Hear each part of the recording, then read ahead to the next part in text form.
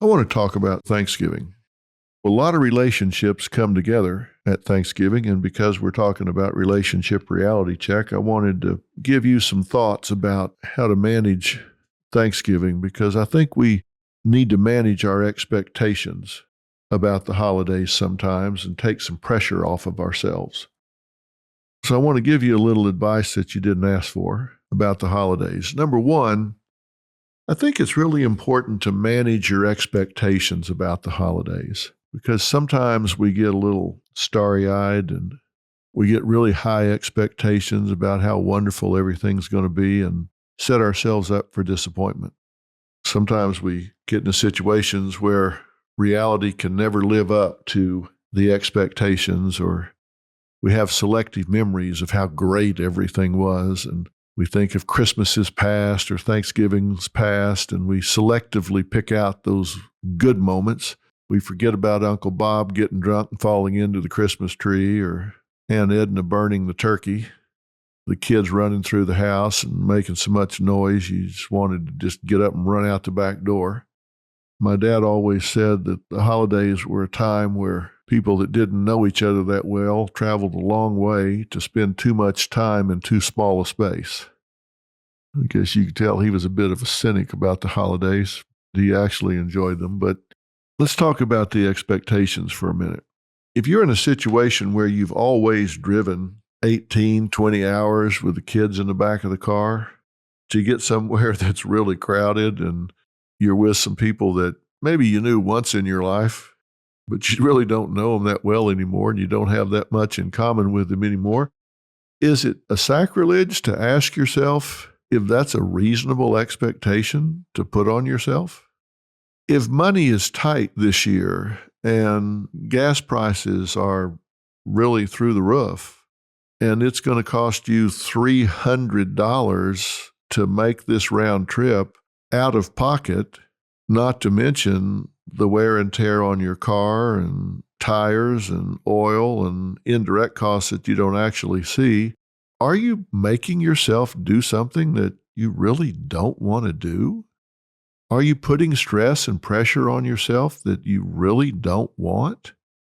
Look, I'm all about family togetherness. I really am. I love for family to be together at the holidays if it makes sense. But we are in an age of technology. Ask yourself honestly, do I really need to do this? Is it in my best interest and the best interest of my family? Because in the age of technology, you can FaceTime those people and laugh and talk, joke about the football game and have a good visit and do that a couple of times maybe during the weekend and see each other and all. And is that as good as being there? Absolutely not. No question about it. It's better to be there and feel those hugs and spend time together and visit and all of that. But you do have to realistically ask yourself, is this in my family's best interest right now? Or is it in my family's best interest right now to actually have a family Thanksgiving where it's just two kids and us, or me and my daughter or son if I'm a single mom? Maybe we need to create a special ritual or tradition here just with us and not feel guilty about it, not feel like we're a horrible son or daughter because we don't put our kids in the back seat of the car and drive 18 hours to get somewhere we can't afford to be, don't really want to do, and create tremendous stress and pressure and have to be back to work on Monday. I'm just saying, ask yourself if it's really in you and your family's best interest if the expectations are unreasonable. If they're not, if everybody's in town and close by and it's what you want to do, great. I'm thrilled for you. Do that and enjoy it. I just wanted to bring up, because oftentimes people just don't even entertain the question, do I do this or do I not? Because it's just assumed. Of course you do. It's Thanksgiving. You have to do it. Well, no, you don't. Maybe you can see them over the summer or at another time and use technology and FaceTime, as I said, something like that. I just wanted to raise that and tell you that it doesn't make you a horrible person if you make the decision that financially it doesn't make sense and lifestyle-wise it doesn't make sense right now. Doesn't mean you're a horrible son or daughter or aunt or uncle, if they guilt induce you, they'll get over it. Now let's move to the next phase, whether they're local or you do make the trip or whatever, and you get there. Every family has issues. You probably have issues with somebody in your family, some frustration, some problem. Make a decision before you go that you have the right to pick your battles and your battlefields. And you have the right to pick when you're going to fight those battles. You remember we talked about that. Just make a decision that Thanksgiving, around the dinner table or in the kitchen, when everybody's together, maybe for the one time a year that everybody gets together, that's just not the battlefield that you want to fight on. Resolve before you go that, yes, there are some issues here. We're just simply not going to solve them at Thanksgiving. We can all get on the phone later, or I can contact this person individually or whatever, but Thanksgiving is just not for problem solving. I hate to be cliche, but Thanksgiving is for giving thanks. You don't have to use this time to clear up all the resentments, problems, and agendas. I think you need to make some decisions going in, and one of them needs to be that you're just simply not going to talk about politics, and you're not going to talk about existing problems. Now, if you decide that you're not going to talk about politics, then people may be upset with you because they want to vent and talk about politics. And if they do, just excuse yourself. Just say, oh, great, y'all are going to talk about politics. I'm going to take the kids out back and swing. Or I'm going to walk the dog to Cleveland. Anything. But you're going to have a more peaceful time, and you're going to have less conflict if you make that decision going in. So if you do go and you decide I'm not going to solve problems, I'm not going to talk politics, so what are you going to do? Well, there's something called reflexive biting. Let me, by analogy, talk about animal psychology for a minute. And you're probably thinking, my God, where's he going now?